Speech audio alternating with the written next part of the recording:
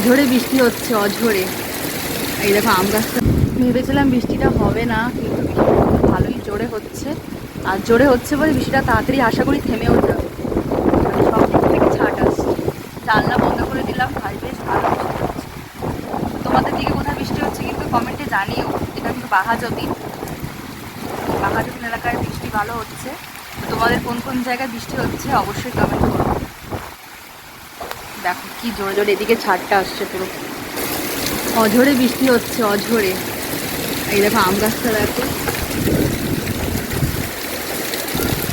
খুব জোরে বৃষ্টি হচ্ছে।